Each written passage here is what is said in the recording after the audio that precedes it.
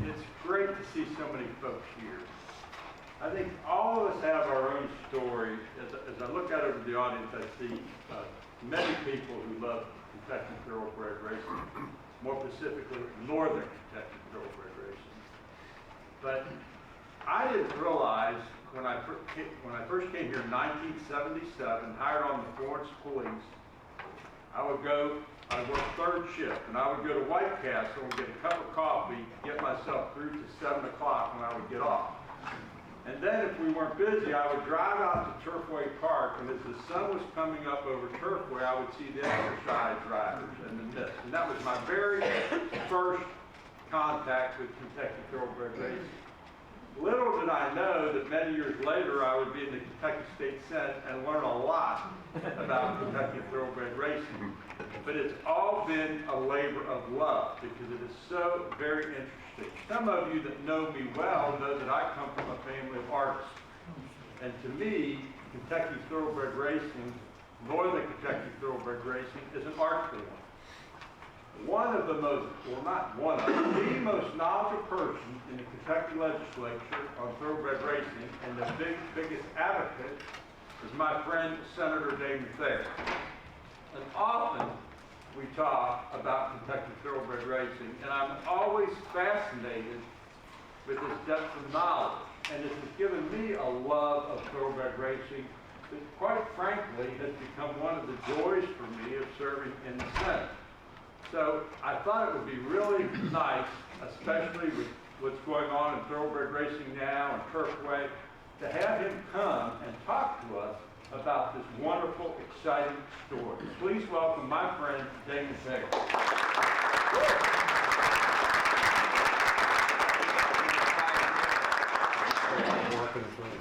You know, usually it's my job to shake people down in my pockets, but clearly John Schickel has done a great job shaking people down and making them come out to today's presentation. There are a lot of people in this room today who are probably better equipped than I to talk about the history of horse racing in Northern Kentucky. But I appreciate what I'm a majority leader. I tend to do what my members ask, so when John asked me to come up, I said, I'll be there. But it wasn't something that was a difficult decision for me because I have a long history with Turfway Park myself. Turfway is what brought me to Kentucky. It'll be 31 years come November that Jerry Carroll and Mark Simmendinger, who's here today, hired me to be the Director of Communications at Turfway Park. I was living and working in Maryland, and I was Director of Media Relations for the Maryland Jockey Club tracks, including Pimlico, the home of the Preakness. And I was miserable out there on the East Coast. And I actually pursued the job at Turfway. I'll never forget when Mark called me and offered me the job. It changed the trajectory of my life. I lived here off Hopeful Road for about 6 months until buying a small horse property in Crittenden. And I worked at Turfway from 1992 to 1999 until I got a job in Lexington at the Breeders' Cup and moved to Georgetown in the year 2000. Then I got sidetracked into politics, but that's a different story and a different speech for a different day.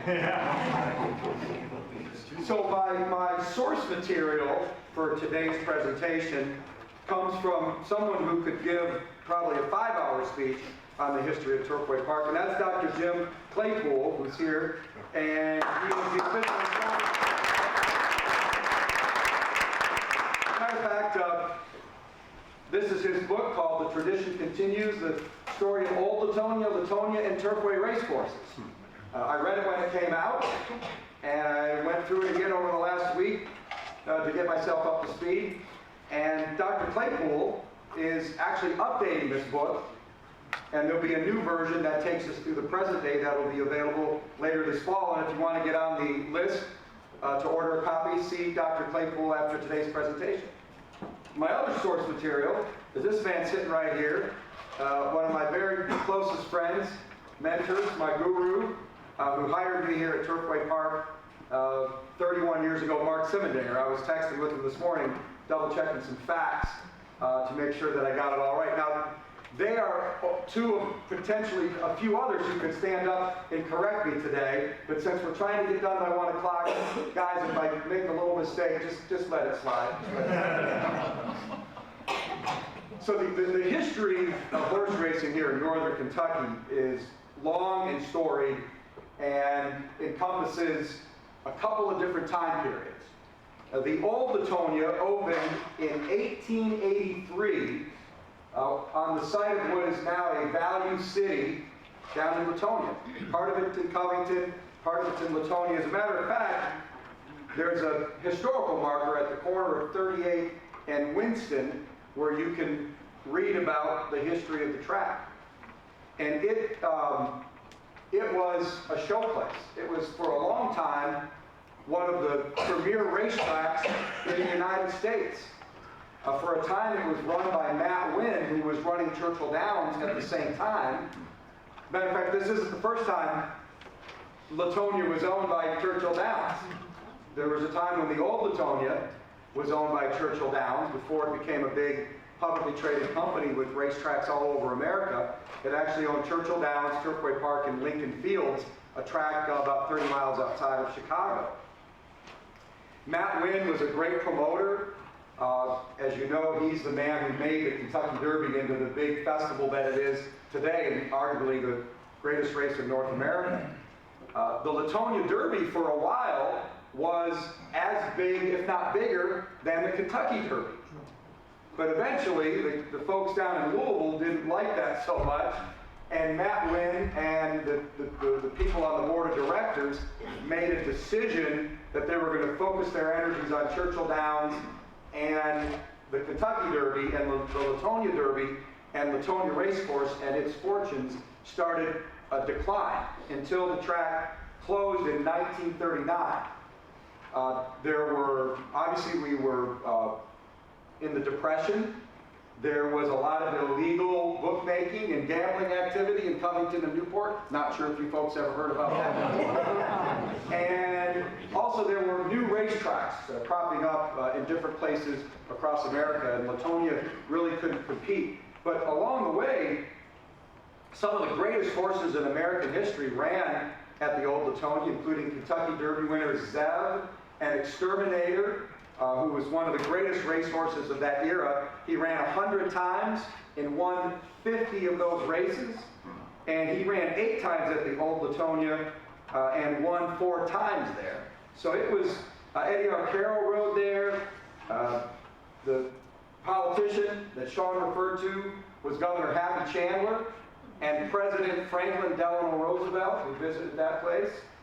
But eventually, it fell into financial problems and was closed in 1939 and later sold to the Sohio Company in 1942. And I believe for a while it was there were oil refinery tanks on the site before it became the mall that it is today. So there was no racing in northern Kentucky for 20 years until the modern Latonia opened at this location in 1959. The building that was there until a couple of years ago was built in 1959, and it really sort of just kind of muddled through the next couple of decades. Low purses, mediocre racing. It never really got a foothold on the Kentucky circuit for big-time horse racing. There were, however, a couple of high points that led to where we are today, and that included in 1972 when then General Manager John Battaglia, that is Mike Battaglia's father, of course Mike was the longtime announcer at Turfway, John Battaglia created a prep race for the Kentucky Derby called the Spiral Stakes. The Spiral Stakes got its name from his wish to have a prep race spiraling up to the Derby. And it was a good race. It provided a handful of starters to the Kentucky Derby, but nothing real major like we would later see in the 90s. But then in 1977, Latonia hired a new boss man named David Vance, who had previously run the Kentucky Colonels of the American Basketball Association. And he was a real promoter, and he recruited Jim Beam Brands to the table to sponsor what was known for several years as the Jim Beam Spiral Stakes. But then history changed for the better in 1986. when Jerry Carroll and partners purchased Latonia from Sports Service, which is the Delaware North subsidiary, which unfortunately was able to keep the food and beverage contract for many years at Turfway. Mark and I used to fight with them all the time about the quality of the food and beverage supply that they did at Turfway. But that was really the turning point for Turfway Park. Jerry and his partners bought the track for $13.5 million and renamed it Turfway Park, after the I-75 exit right out here that was called Turfway. So when Jerry loved to tell the story. Matter of fact, I heard it just last week when I was with Jerry. Out-of-town guests would come in for the big race and they'd be like, "Wow, Jerry, you got the exit name after Turfway." Of course, if you know Jerry like I do, he didn't tell people that he named the track after the exit, not the other way around. Because the other way around made for a much better story. And if you know Jerry, the story is the deal. It's all about the story. So that's when the history of Turfway Park really started to take off. The Jim Beam Spiral Stakes became the Jim Beam Stakes. The purse was increased to $600,000. It was eventually made a Grade 2 race. And then a lot of other great things happened. Under Jerry and Mark's leadership, intertrack wagering was instituted at Turfway Park. And that meant you could go there and bet on the live signal of the other Kentucky tracks. You all know about the year-round circuit here, Ellis Park, Keeneland, Churchill Downs, and that was a game changer. And by the way, then Churchill Downs President Tom Meager fought Jerry tooth and nail on the ability to have intertrack wagering. But Jerry led the way, brought ITW to the state, and then in 1998 helped pass full card simulcasting, where we could then import simulcast races from other states. And that really was a new era for Turfway. Jerry and his partners invested a lot of money in the physical plant, in promotional strategies, attendance and handle went up. In 1995, under Mark's leadership, we created the Kentucky Cup Day of Champions. Back then, Turfway had a fall meet. Now, of course, it races in the wintertime, December, January, February, March. But we had a fall meet where the racing was really terrific. And Mark had this great idea to use some of the money reserved for Kentucky breds in the Kentucky Thoroughbred Development Fund and to create a $1 million prep race for the Breeders' Cup. He came into my office one day. Here's a little side story. Mark told me to tell funny stories today, so I'm going to tell a funny story about him. He came into my office. I didn't say about me. I'm a politician. I'm allowed to exaggerate a little bit. So Mark came into my office. He says, "We're going to create this $1 million day. It's going to be a prep for the Breeders' Cup, and we're going to call it the Spirit of Kentucky Day." And I said, "Mark, that's the dumbest thing I've ever heard." And he didn't fire me. Probably thought about it. I said, "We need to call it the Kentucky Cup Day of Champions. If it's going to be a prep day for the Breeders' Cup, let's call it the Kentucky Cup." Well, he thought about it a little bit and went with my idea. And that's my main claim to fame in life, is I came up with the name for the now defunct Kentucky Cup Day of Champions. Just think how close we were to being the Spirit of Kentucky. Sickening to It think. could have been marvelous. We were that close. Could have been so good. So things were going great at Turfway in the 1990s.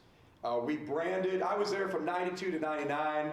We branded our advertising campaign as Major League Horse Racing. We called the Jim Beam Stakes the Triple Crown Prep of the 90s, which really kind of angered the people down the road at Keeneland because they had the Bluegrass Stakes. But the facts speak for themselves. In 1992, Lil E.T. won the Jim Beam Stakes, went on and won the Kentucky Derby. In 1990, Summer Squall won the Jim Beam Stakes, went on to win the Preakness Stakes. In 1991, Hansel won the Jim Beam Stakes and won the Preakness and the Belmont. 93, Prairie Bayou won the Jim Beam Stakes and the Bluegrass Stakes and went on to win the Preakness. In 1995, Serena's Song became the first filly to beat the boys in the Jim Beam Stakes and went on to prove herself as being one of the greatest fillies of all time. So we were killing it back then. By the way, in 1986, in the first race meet after Jerry and his partners bought Turfway, Ali Sheba broke his maiden, which means won his first race at Turfway Park before winning the Kentucky Derby and the Preakness the next year and going on to be the sport's leading money earner. In 1989, 88 Kentucky Derby winner Winning Colors won the Turfway Park Budweiser Breeders' Cup across the street here. So we were killing it. I mean, all the big horses and trainers and jockeys came here. D. Wayne Lucas came on a regular basis. Richard Mandela, Bob Baffert, when he was getting his career started, he used to ship in from California. He was less controversial then than he is now. And Schickel told me not to get political, so I'm not going to expound on the Bob Baffert story. The Kentucky Cup Day of Champions proved to be accurate. Tabasco Cat won the first running of the Kentucky Cup Classic in 1994 after winning the Preakness and the Belmont. Thunder Gulch, the Derby and Belmont winner of 95, won the Kentucky Cup Classic. And other horses like Hard Spun and Kentucky Derby winner Street Sense and Silver Charm and Wild Rush, probably the greatest race in the history of Turfway Park, dead heated in the Kentucky Cup Classic in the year that Silver Charm won the Derby and the Preakness. And by the way, I see Betsy here from Churchill Downs Incorporated. You know, every time I go to Churchill Downs, which was just last week for opening weekend, I see lots of statues at Churchill Downs. We need a statue in the paddock at Turfway Park of Silver Charm dead in Wild Rush, dead heating in the Kentucky Cup Classic to memorialize the greatest race ever run at this racetrack. So tell Bill Carstange I said that. So things were going great at Turfway until the market environment changed.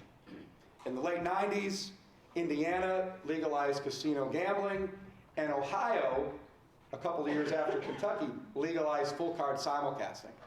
So that cut into the attendance and betting handle at Turfway because there were a lot of other places people from north of the river or northwest of the river could choose to go for their gambling dollar. And Jerry got frustrated. It's the only way to put it. He'd say it publicly. He tried for years to get the legislature to allow casino gambling at the tracks. He was the first one to ever talk about that, and he got a little frustrated, and he decided to pursue another form of horsepower and build the Kentucky Speedway. So in 1999, the track was sold to Keeneland, G-Tech, and Harrah's, which is a division of Caesars, for $37 million. And then, let's see, Chip Bach came on the scene about that time, my good friend Chip. We're all a big fan of Chip down in Frankfurt.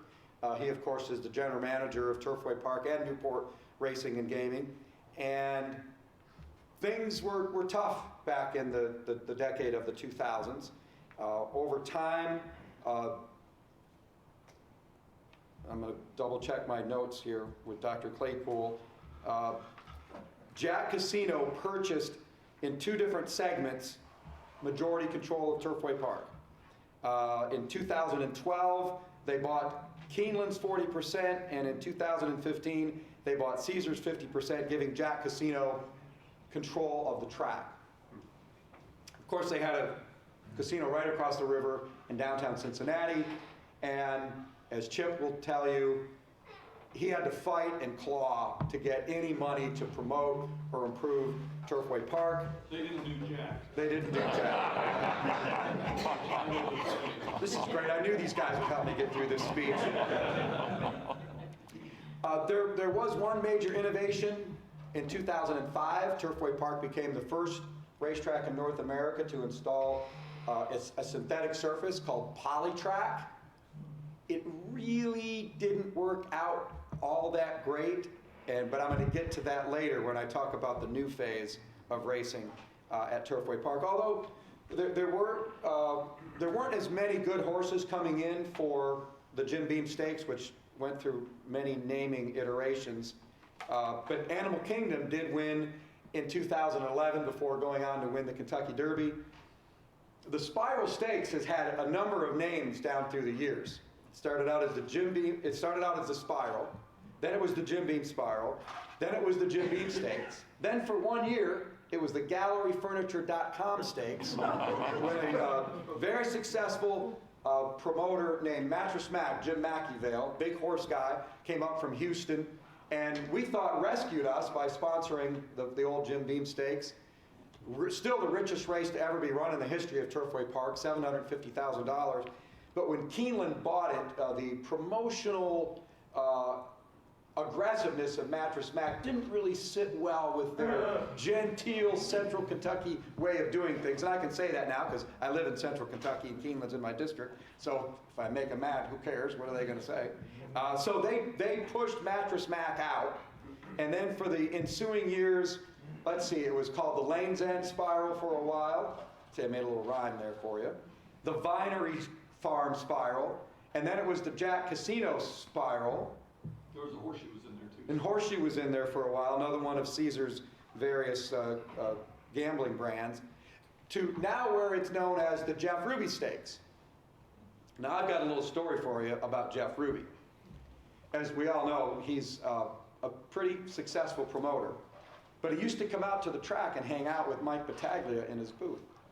So I remember one day after the Jim Beam Stakes, I was in my office totaling up the numbers for the day. You know, we used to get 20,000 people at the peak of the Jim Beam Stakes.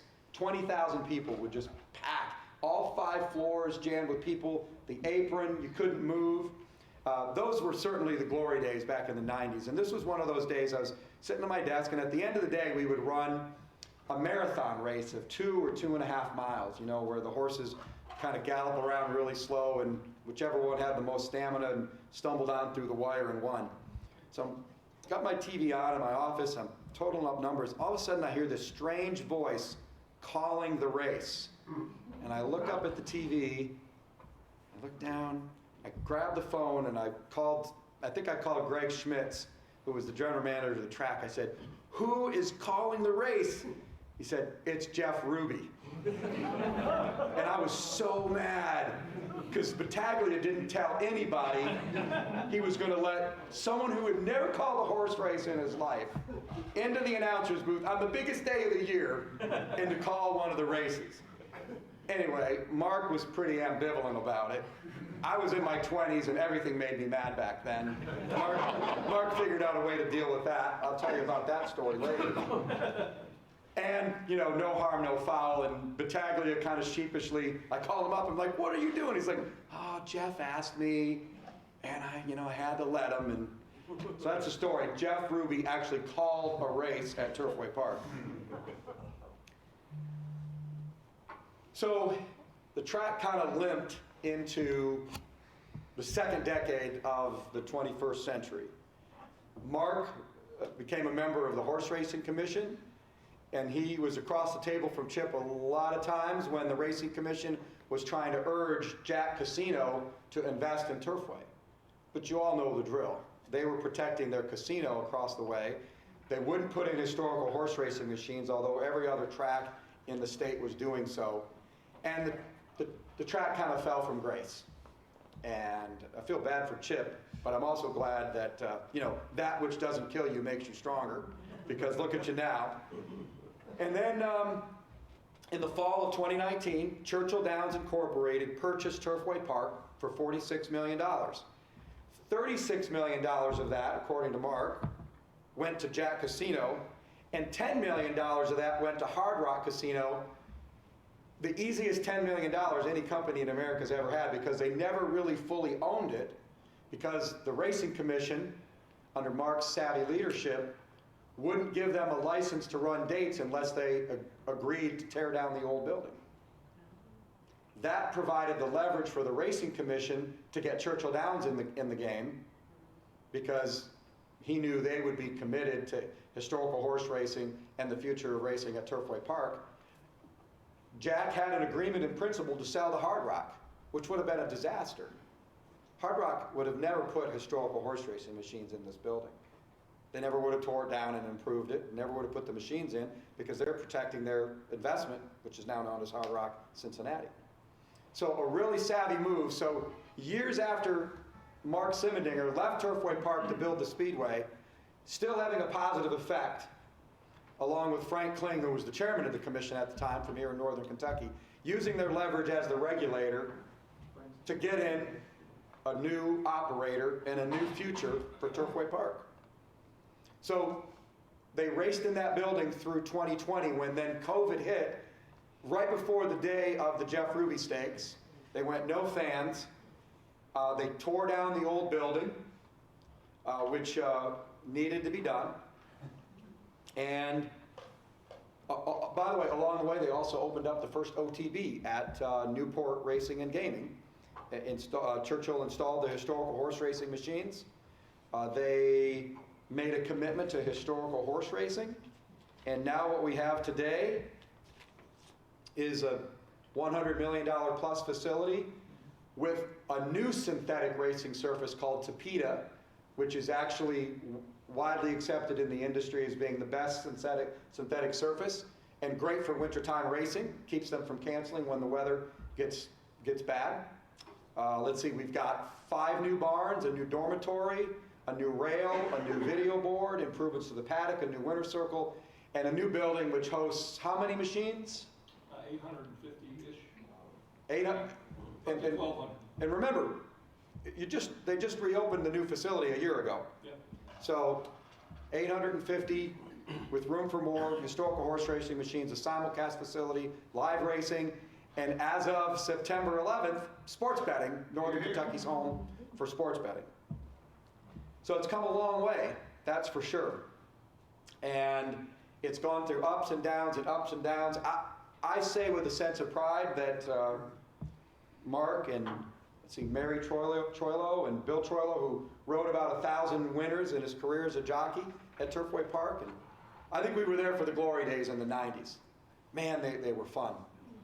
Jim Beam Stakes Day, man, there wasn't a day like it in horse racing in North America.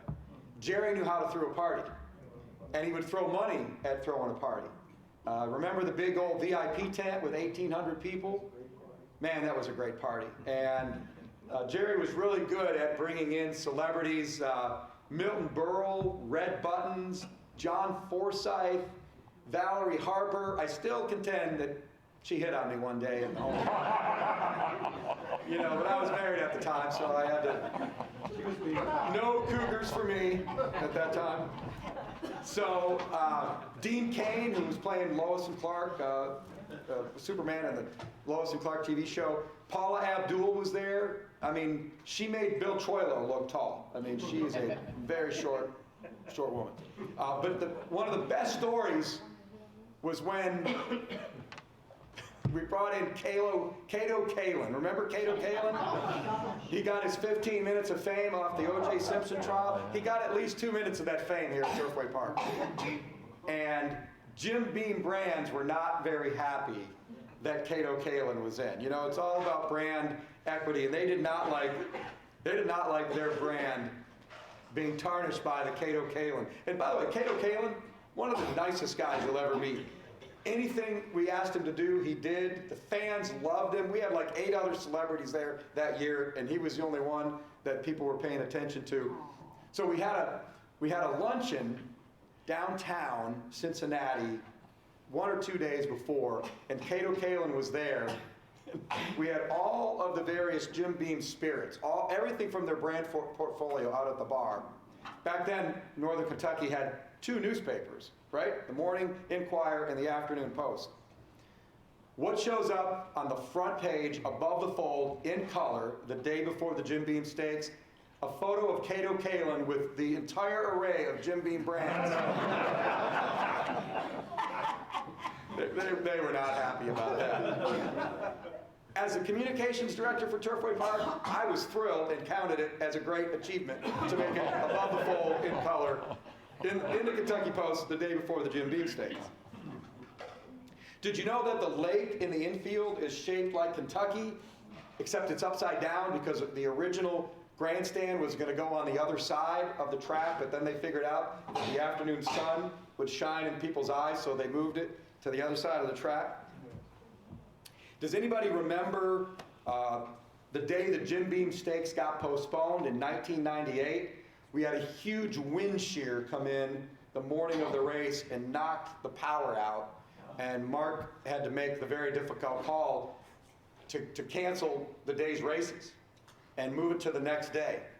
It worked out pretty well. We were able to, back then the race was televised live on ESPN. We were able to get a new ESPN window for the broadcast, and the fans came back out, and I think it was maybe by 10 o'clock that night, maybe, that the power got restored. That was a very memorable day.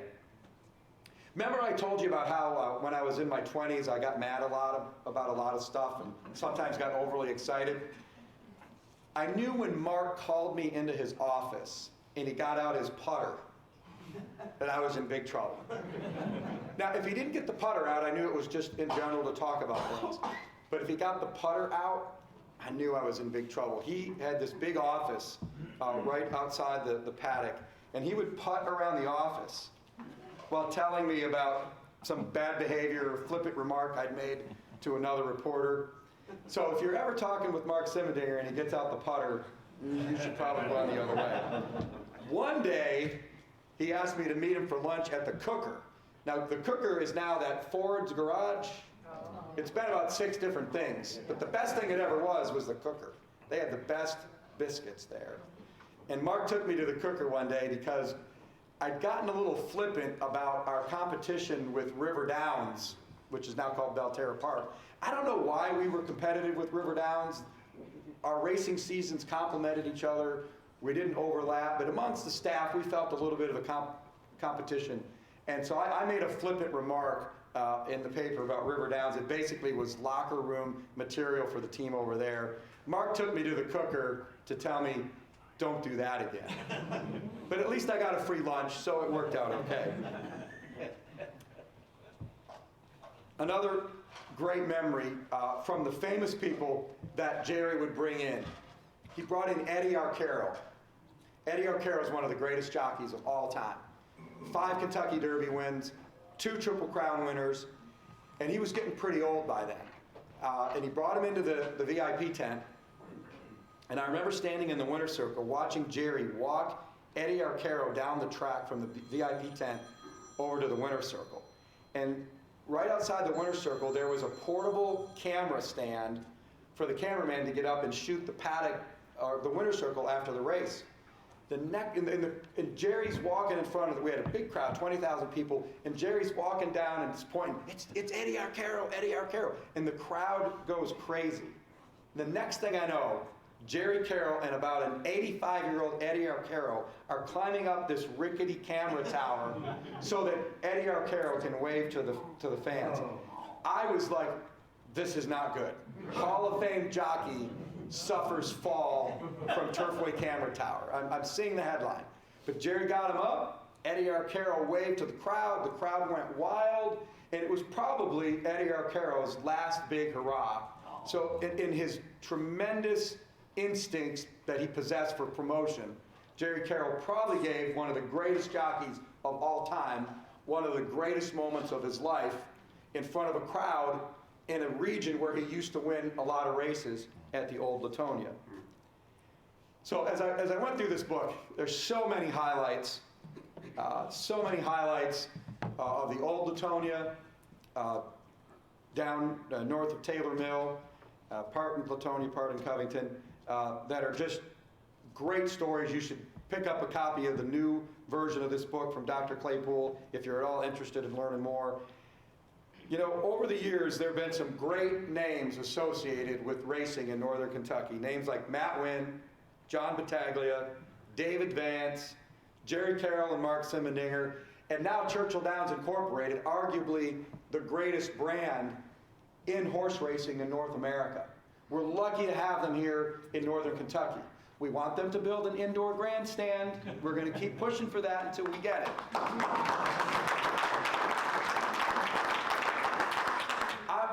I'm proud to be an alum of Turfway Park. I was there from 92 to 99, working with Mark and the great team we had back then. They were really it was the most fun job I ever had, without a doubt. It's way more fun than serving in the state senate, I can tell you that. But I'm proud to have been a part of that team. So we put a few strokes on a masterpiece that is Turfway Park and racing in Northern Kentucky. And I really appreciate all of you coming out here today to learn a little bit more about it. Buy Jim's book if you want to learn some more, and thanks so much for coming out.